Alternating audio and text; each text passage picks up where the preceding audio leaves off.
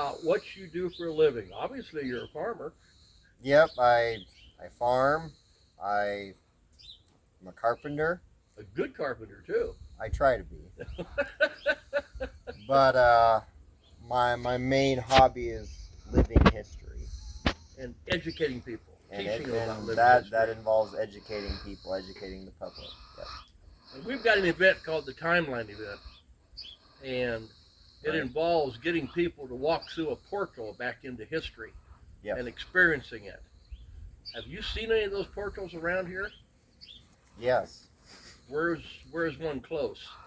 The other side of this tractor. Really? Mm-hmm. Walk through it for me, would you? We're going to take them back to We'll do 1820. All right. Nope. He came through. I made it. Here he is. And that's a mountain man, folks.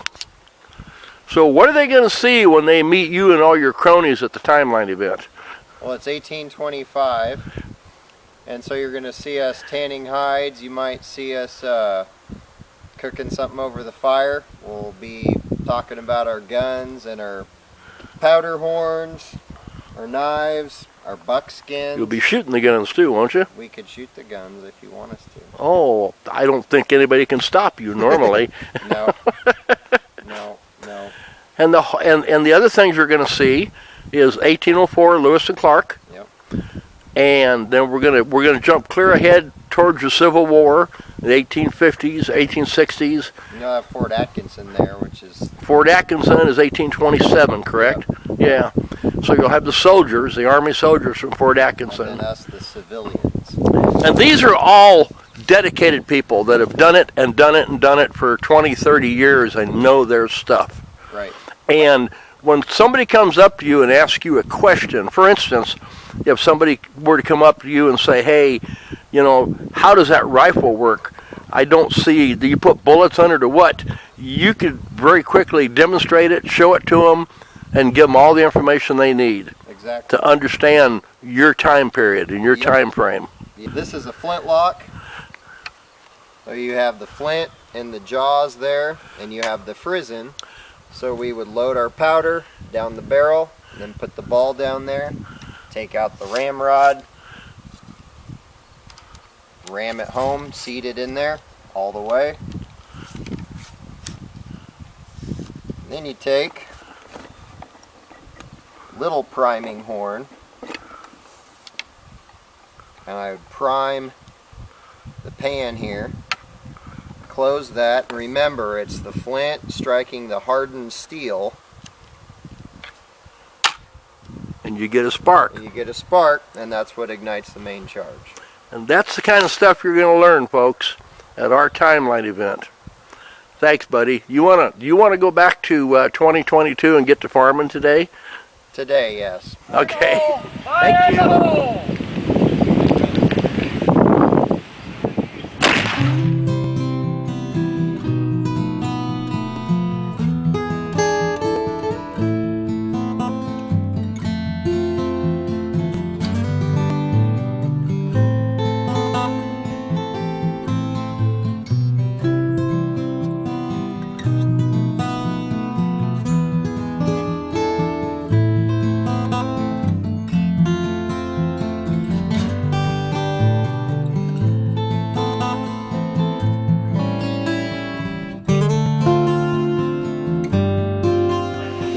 Apartment that had a blanket laid over it. You could walk over it, you could ride a horse over it, you could take a wagon over it. If you're in a wheelchair, I suppose you could put your wheelchair over it. Very easy crossing of the Continental Divide. Only problem was, he knew it was a good pass, but when he got back to St. Louis to report his find to William Clark, he said, hey, I found a great place to cross the Continental Divide. William Clark says, where was it? He says, west of the Platte River. He says, the South Platte River or the North Platte River? Robert Stewart didn't know that there was South Platte and North Platte River. He said, I don't know, out here west of the Platte River. So William Clark made a notation, but he couldn't pinpoint it on the map. Learning about some of the events that have transpired before now, is more poignant than it may have been in decades past. It's still important information, and I believe that there are 2 and possibly even now 3 generations that can learn from some of the stuff we can share. And it's a different type of learning as well. You're able to see it, to touch it, to smell it, to hear it. It's not just reading names and dates out of a textbook. This makes it real in even just some small little fashion. We oftentimes are called reenactors. Unfortunately, that's erroneous. What we are doing is living history, which is the daily life occupation. They get to see behind the scenes of what life was actually like for these people that came before us. It was tough. It was hard. But they didn't look at it as unusually tough and hard because that was their reality. They were living in the moment with it. And so I think it's, and we can also do what is called third person. We can talk to them in 2022. If it's just first person, they're going to miss a lot. Like Plymouth Yep. in Massachusetts. Plymouth You or walk on Williamsburg. site, it's first person, that's all you get. And I had somebody who had experienced Plymouth, and they came here and they thanked me afterwards for not having to go through that experience again, that they could get their questions asked. Unfortunately, we all, in school, we are taught history so we can pass a test, and we lose a lot of the humanity in the process. And technology has progressed so far, even within the last 30 years, that someone who is born today, you hold up the telephone that you or I were using 20 years ago, There's a disconnect. complete disconnect. Now take that back 5, 6, 7 more generations, and they just don't have a concept for what the things that were used in daily life were, because things have changed so much. This enables being able to ask the living historians who have done the experimental archaeology, who've done the research, enables them to put 2 and 2 together between seeing an item and understanding. We make something 2-dimensional, 3-dimensional. Yes. And you mentioned about, yes, we maybe erroneously refer to as reenactors. I refer to it as recreation. When I mention about when I might identify myself in the field, I'll refer to myself as Captain Baker of 1st U.S. Rifle Regiment Recreated. But it is more unique because most everything that we might use or wear is provided either by our own selves or is part of a cottage industry.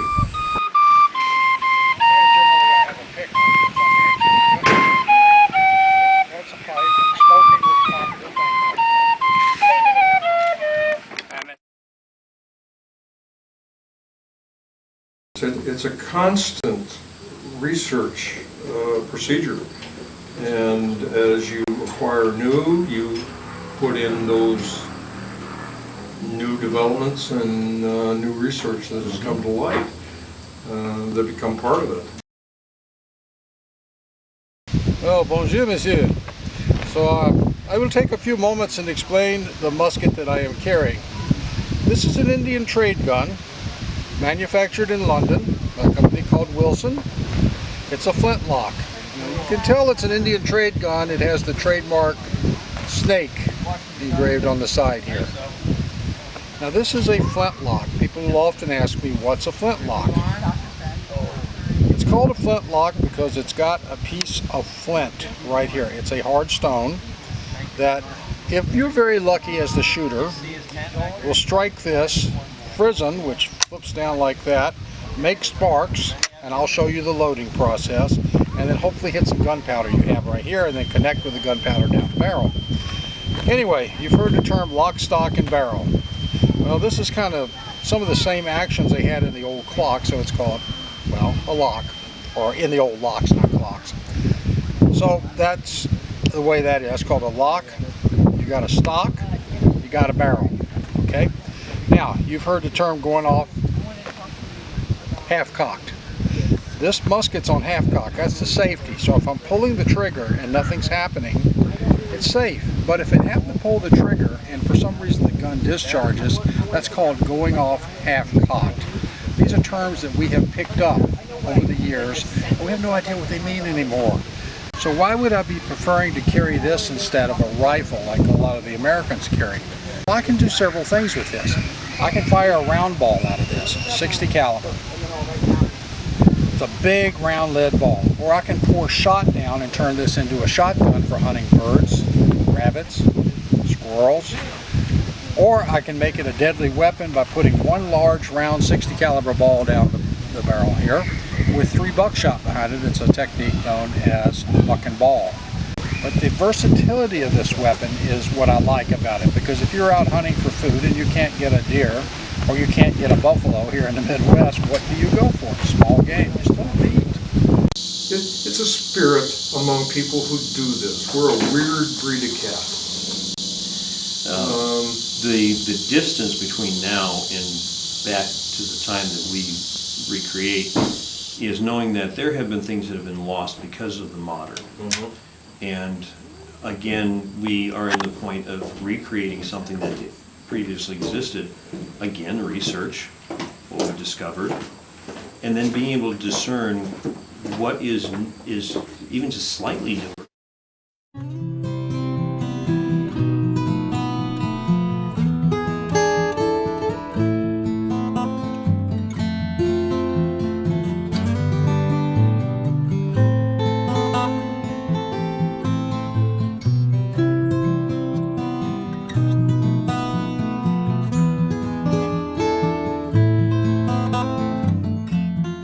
Camp out about anywhere we want to do. We have our canteens, we have our bedrolls, we have our food, sewing kits, our starting kits, anything you would, necessity that you would need to survive in the woods, wilderness. And you're about what time period? 1800 to 1840. 18. Okay. And you would have been in what geographical area of the country? Most of it happened in the Rocky Mountains. Rocky Mountains, okay. Nothing in the Ozarks? That was... that would have probably been earlier than our time period. I see. In our study, we find out, in some ways, how they used to think about things. Very keen about energy saving. Everything from where you're walking with what in your hands and all the way down to how to make a candle last longer. Mm-hmm. And so all that becomes very prescient to the individual that we're recreating. Try to bring that to the light of the visitor that comes to an event, such as a timeline. Might seem a bit daunting, but it's not hard if you're in a setting that is not industrialized, and you can actually draw them back in time, if you will. Let them focus on just where you're at. And if we bring something out that looks primitive, and they want to know what that is, we'll explain that nothing to replace it has been invented yet, so this is what I have to use. Process, he's going to be bucking that hide, turning it into leather. Which this is because Indians did it a little different, but we're doing the end process. It's the same. Indian dress hides.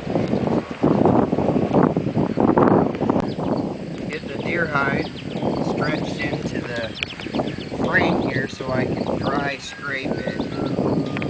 So I'm just fishing the rope through. And then it's going to dry out, and here in a couple hours I'll start scraping the flesh off of this side. By that time the whole thing will be pretty well dried, and I'll flip it over and start scraping the hair off the other side.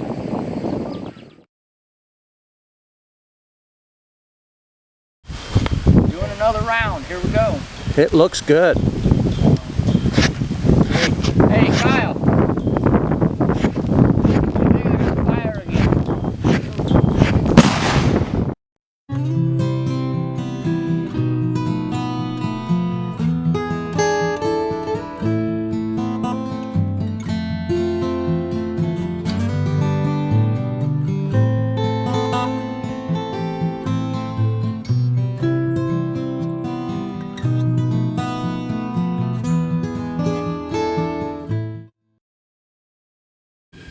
I've had numerous people ask me if I ever felt like I was born in the wrong century, if I was living, if I would be more comfortable living what I'm doing now.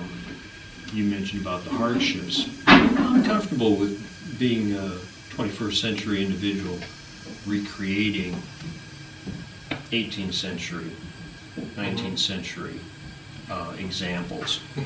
I would encourage them to attend and encourage them to spread the word to all of their friends to come and visit, because they will never see anything exactly the same. Innovations have taken place, self-improvement in our presentations, and the presentations are different because you are asked different questions. Interactions with people have improved with our own experience And of research. just simply doing this. So it is a time in a bottle, and we throw the bottle out into the ocean of the public, and hopefully they grab a hold of a little bit of it and keep it to take hold. Yes, and when they open it, stand back just a little bit. Because if it's been in there a while, it may jump out at you. What I would do is invite anyone who hears this, sees this, to come and visit. If you have visited the previous years, come and bring someone else with you. And watch their eyes light up when they see something explained for the first time, or hear the sounds of the different things we demonstrate, from hammering on an anvil to firing a flintlock. These are all parts of our history that they need to experience and feel and smell for themselves. And there would very likely be the opportunity to perhaps even feel and see close up. And take part themselves. Exactly.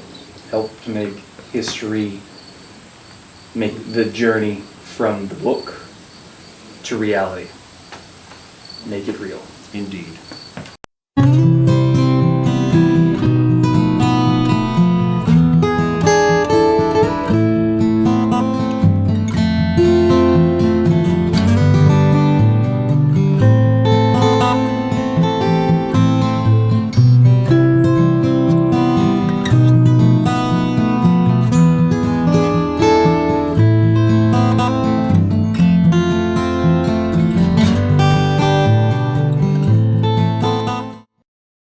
See what Doug goes through to make videos for us?